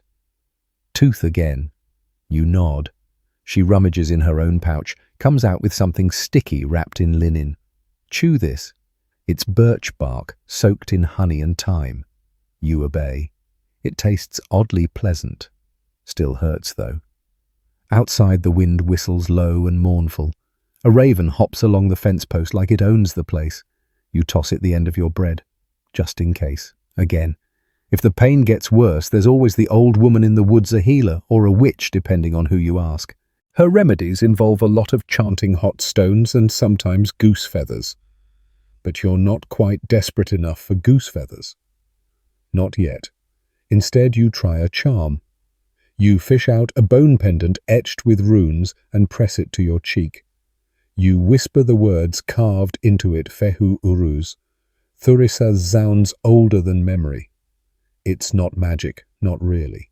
But it's comforting, like rubbing a childhood scar and remembering that you healed once. Historians still debate how much Viking magic was spiritual belief versus practical placebo. But when your head is pulsing and your hands are shaking from the cold, you'll chant anything. Faith isn't always about gods, it's about survival. The ache dulls slightly. You get to work, no excuses. The grain sacks need mending. One has a tear, probably from rats. You sew it shut with stiff twine fingers moving on muscle memory. Every so often you stop, clutch your jaw, and grunt. Tia brings over a bowl of pine needle tea. She says it's good for pain. You're not sure, but it's hot and it smells like the forest floor. That's good enough. You ask her, do you think Odin gets toothaches? She smirks. Probably not. But I bet Thor does. You both laugh. The afternoon passes in haze and ache. You chop more wood. The rhythm helps lift swing, crack, wince. Repeat. Your hands are numb. Your face feels hot. Is it infected? You hope not. But in this world there's no real way to know. You just endure. Evening comes with pink skies and long shadows. The longhouse fills with warm smoke, the scent of boiling cabbage and burning herbs. Tia hangs a string of dried nettles above the door, warding off spirits or mice, or maybe just tradition. You sit by the fire, jaw swollen, eyes heavy.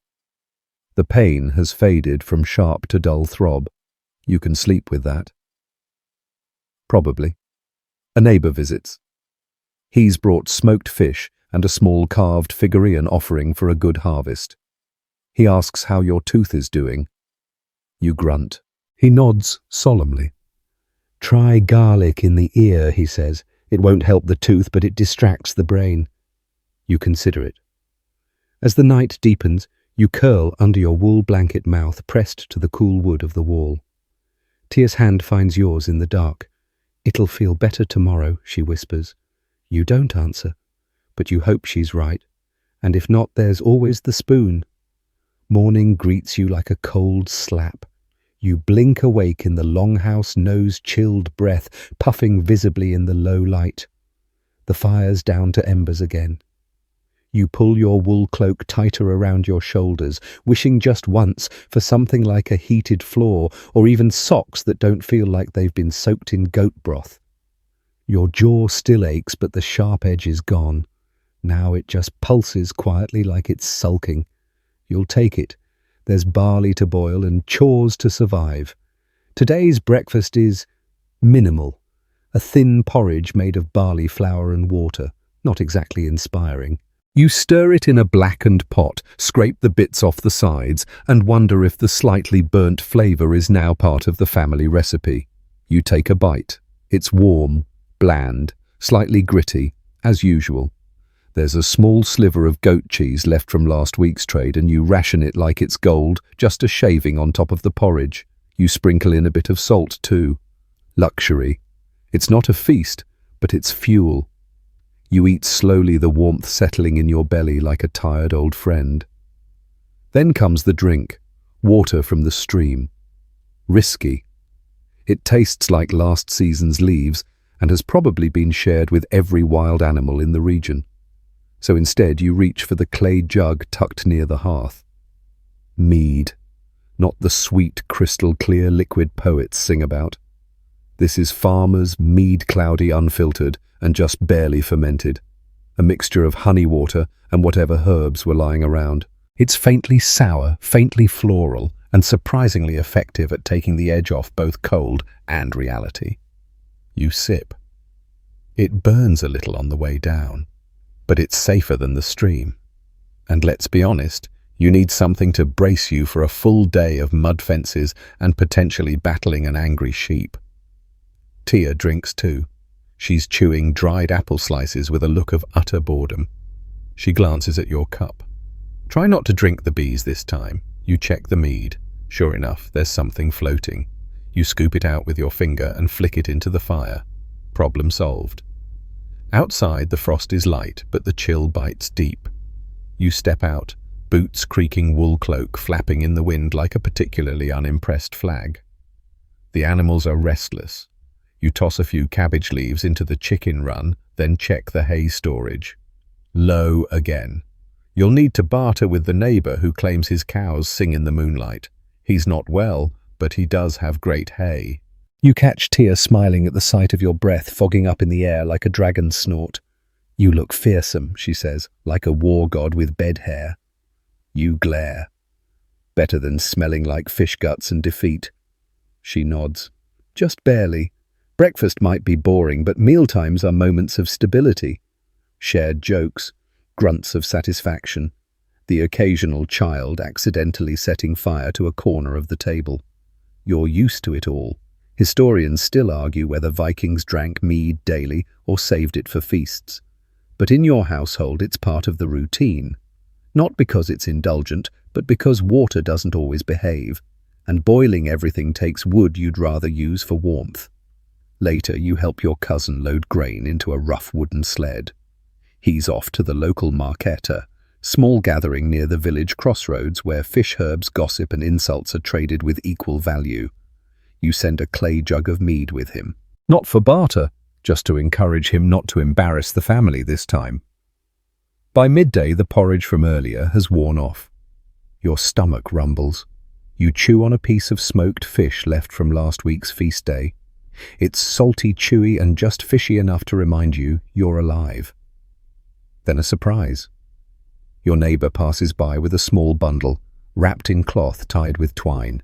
She says it's from that traveler who stayed last month, said thanks for the shelter.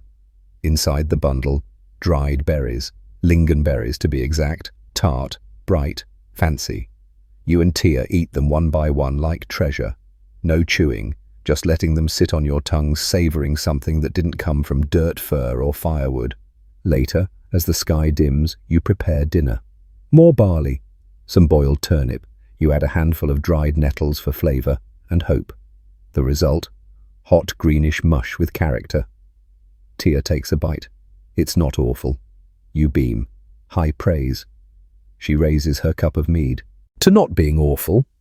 You clink your cup against hers. Skull.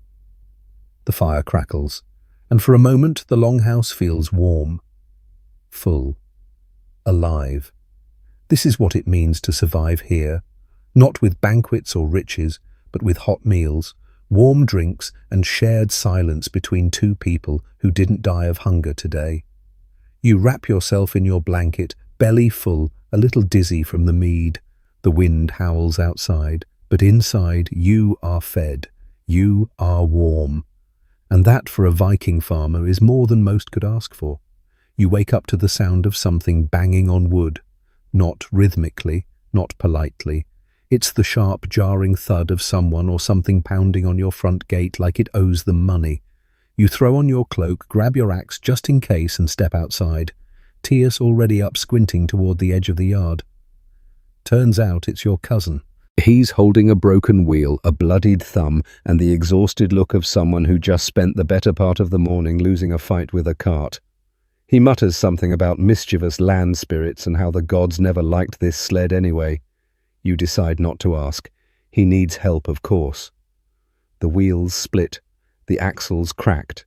The goat he borrowed is now missing, and the barley sacks are currently resting in the mud like dejected pillows. You sigh. Because it's time for your least favorite job, fixing things that shouldn't be broken yet. The Viking farmer's toolkit isn't extensive, just a mallet, a knife, a handful of wooden pegs, and about 7 different types of grunting. You squat beside the cart, running your hands over the splintered wood, mentally tallying what it'll take to fix. Some pine resin, a few strong words, maybe a prayer to Thor for strength or to Loki, just in case this was a prank. Repairs like this are a constant. Your farm is always falling apart, fences, sleds, roof beams, even the well. Living in the Viking Age means becoming a part-time carpenter whether you like it or not. Tia hands you a wedge and a bowl of thick glue made from boiled hooves. "It's fresh," she says proudly. You don't ask what else went into it. You wedge the wheel back together, binding it with twine, and cursing gently under your breath. It'll hold, probably. While you work, your cousin tells you that a local chieftain is hosting a weapons practice later today, open to all able-bodied free folk. Not a raid, not a war, just practice, which in Viking culture is code for blisters, bruises, and possibly a sprained shoulder. You know how this works. You're not a warrior. Not really. You've never crossed open water in a dragon-headed ship or raided a monastery. You're a farmer, you fight weeds, not men. But in this world, every man and woman is expected to know how to handle a blade, just in case. So after a quick lunch of leftover stew, cold grey lumpy but edible, you gather your things, wooden shield, iron axe, and the small dagger Tia insists you carry because you have the survival instincts of a cabbage. You walk down to the village clearing with a few other farmers. Some of them bring swords, some bring spears. One guy brings a stick and a lot of enthusiasm. The practice begins with basic drills. Block, swing, step. Again, block, swing, step. Your shoulders ache quickly. The axe is heavier than you remembered. The shield bangs against your arm, and you're already sweating despite the cold wind. Your opponent is a quiet man with a braided beard and the kind of calm expression that says, "I've definitely wrestled a bear and won." He doesn't speak. He just nods and lifts his axe. The match is fast and painful. You take a hit to the thigh. You retaliate with a wild swing that misses by a good foot. Then, miraculously, you land a blow on his shoulder. He grunts, nods, smiles. You feel oddly proud. Then he knocks you onto your back. Everyone cheers. You lie there winded, staring up at a cloudy sky that looks like it's about to spit snow. Being a Viking farmer means never forgetting the other half of your identity, fighter. Even if you never board a longship or raid a Saxon village, you're expected to protect your farm, your family, and your neighbours. Honor isn't just for warriors. It's for everyone. Because raiders could arrive tomorrow, or the next village might start trouble, or wolves could circle your sheep pen at night. You get up, brush the dirt off your cloak, and rejoin the group. You train until sunset. By the end, your hands are blistered, your knees are bruised, and you can barely lift your axe. But you feel ready, or at least readier than you did this morning. Back home, Tia clucks at your limp and hands you a poultice that smells like pine and regret. "You try to die in practice and he'll kill you for real," she says. You smile even as you wince. Later that night, you sit by the fire, sharpening your blade with slow, careful strokes. Tia sits beside you, weaving a patch onto your tunic. Outside, the wind howls, but inside it's warm. Tomorrow you'll go back to farming, planting, hauling, feeding. But for tonight, you rest like a warrior and hope you don't have to prove it again too soon. Hey guys, tonight we step into the blinding sun of ancient Egypt. The air is dry, the flies are relentless, and your morning breath smells like yesterday's lentil beer. You're not royalty, you're not a high priest, you're just you. And frankly, you probably won't survive this. So before you get comfortable, take a moment to like the video and subscribe, but only if you genuinely enjoy what I do here. And if you're listening right now, I'd love for you to drop your location and local time in the comments. It's always amazing seeing where and when you all tune in from. Now dim the lights, maybe turn on a fan for that soft background hum, and let's ease into tonight's journey together. You wake to the sound of livestock braying somewhere nearby. It's not your alarm, it's just your neighbor's goat doing its daily scream. The sun's already up, streaming hot and golden through the open slats in your mud brick home. Your bedding is linen if you're lucky, though more likely it's just a worn mat stuffed with reeds. You slept on the floor and your neck aches in ways that can only be cured by time travel or modern pillows. The air is already warm, soon to be unbearable. You swat a fly from your face and roll off your mat. Dust clings to your skin. Your feet hit the packed earth floor and you stretch, then immediately regret it as your back protests. You slept crooked again. Too bad. Time to get up. There's no coffee, there's no shower, there's just a bucket of water slightly stale for you to splash on your face. No soap, maybe a natron rinse if you're fancy.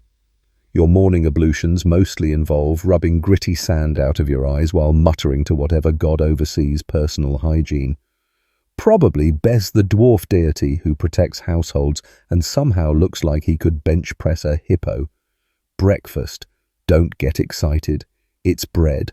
Always bread. If you're lucky, it's soft.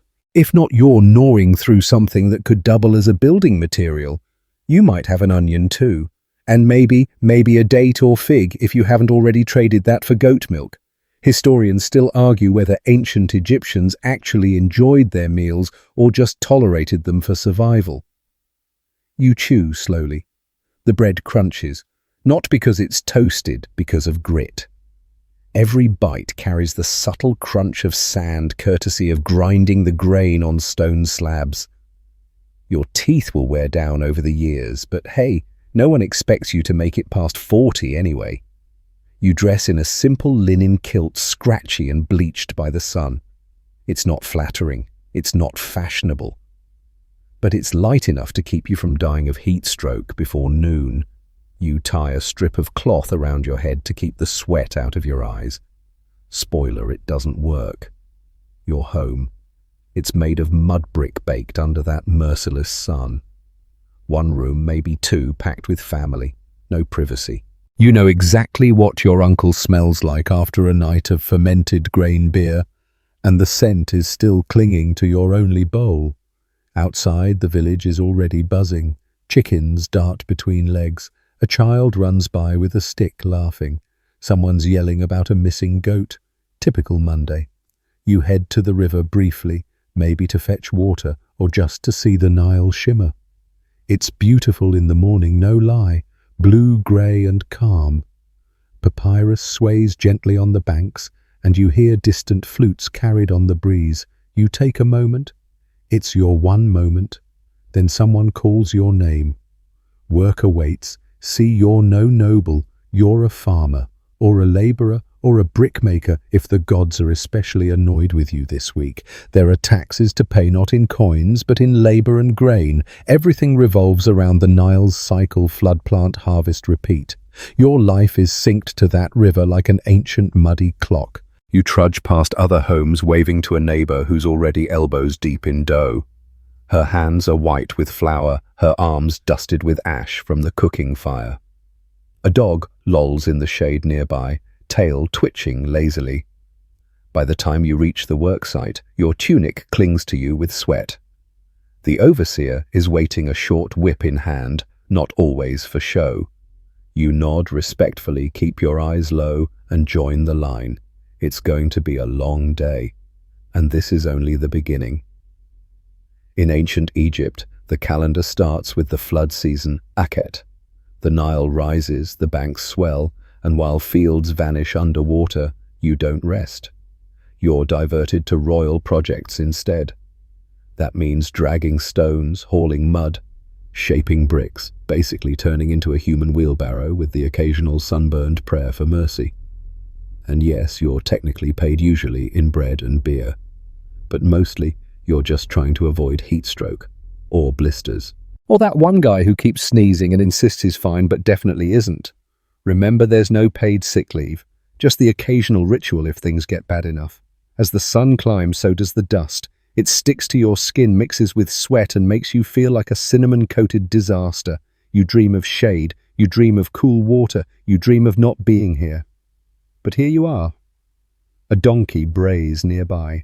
A cart gets stuck in the sand. Someone curses in a dialect older than most ruins. The work continues. And so does the sun. By mid-morning, the heat has settled over the land like a thick, invisible blanket wrapping your limbs in fatigue. Your feet already sore crunch over packed dirt and bits of stone as you follow the other workers to your designated task site. Today, you're helping repair a crumbled granary wall just outside the villager wall that's been collapsing since the last flood, and probably will again next year because some divine architect decided that sand and mud were the ideal building materials for eternal civilizations. Your tools: a wooden mallet, a reed basket, and hope. There's no